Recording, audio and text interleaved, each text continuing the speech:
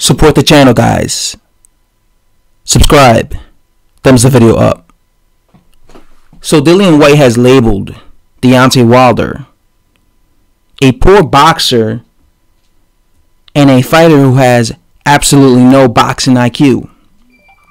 Now, I'm pretty sure that this comment offends a few Deontay Wilder fans.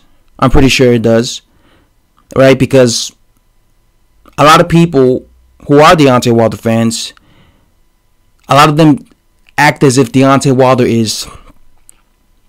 actually has a lot of skills or more tools in his tank that he has, in my opinion, that he doesn't have. I agree with Dillian Whyte, all right? You guys know how I feel when it comes to Deontay Wilder. When I see Deontay Wilder as a fighter, okay, I'm not impressed. I'm not impressed.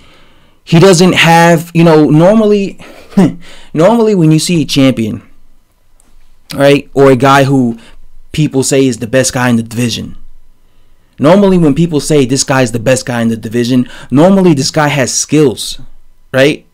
Normally you look at the fighter and you're like, oh shit, this guy, he's being called the best guy in his division, but you look at the way he fights, you look at the way he moves, you look at him and you're like, all right, well, this guy's very talented. Like when people say Alexander Usyk is the best cruiserweight, right? You look at him and you see him fight, and then you realize why people say that.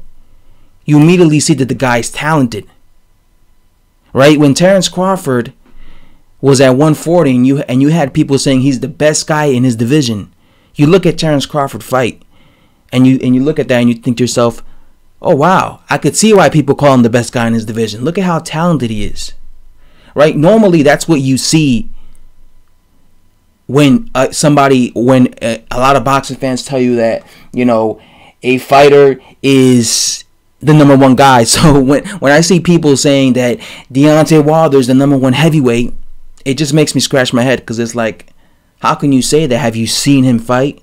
Have you seen...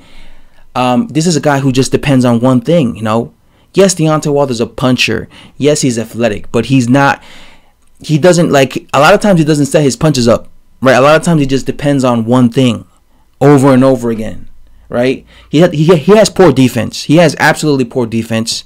He gets hit in every fight. He's the type of fighter that if he had no punching power, he would have about 3 losses at this point. I'm telling you right now. He would have at least 3 losses. What always saves and bails Deontay Wilder out is the fact that he has punching power. Like, he was getting boxing lessons against Arthur Spilka, against Washington, against Tyson Fury. All 3 of these guys would have beaten him had Deontay Wilder not been a puncher and not been able to land and knock them out. I'm telling you right now. He's just like I said, that's why I say he's like the George Foreman of this current generation. Just a big guy who has poor technique, throws punches from 10 miles away. You can see all his punches coming. Depends way too much on one punch, and that's going to be his downfall. His downfall will be the fact that he depends too much on his one punch, and eventually he's going to fight a guy who's going to take him the distance. He's going to lose every single round against the guy, or the majority of rounds, and he's going to end up losing a decision, if not get caught with something big and get knocked out. Because you can't just depend on one punch. You don't see Deontay Wilder use other tool sets. Occasionally you'll see him throw a hook. Occasionally you see him go on the inside. But Deontay Wilder really depends a lot just on his. The majority of his game is just depending on landing, being able to land. That's what he always says. Even if I'm losing, he says, he knows all he depends on is his punching power. He knows this. He knows that all he depends on is being able to land and being able to knock out his opponent, because he says it himself. Hey man, I could lose 10 rounds in a row, but guess what, homie? I'm gonna land, and once I land on you, it's over. It could be around 12. I could be losing every round, and I'll still be able to knock your ass out. Deontay Wilder has said this himself, so he knows that he's just a one-trick pony. He knows that if he wasn't a puncher, he would have been lost. So again, that's just how I feel with Deontay Wilder. So I don't see anything wrong with Dillian Whyte saying that Deontay Wilder has no boxing IQ, because he doesn't. He's no Andre Ward. He's no Tyson Fury. He's no Terrence Crawford. You know, he's no Larry Holmes. He's no Vladimir Klitschko. There's no special technique to Wilder. When you see Wilder, he looks very basic, right? Very basic. Matter of fact, he's below basic. Because even basic fighters, at least they have proper form. At least they know how to properly throw a punch. And at least they have, you know, they're not, at least they don't just depend on one thing. You know, even basic fighters, they're able to at least depend on other things. You know, they don't just do one single thing over and over again. So,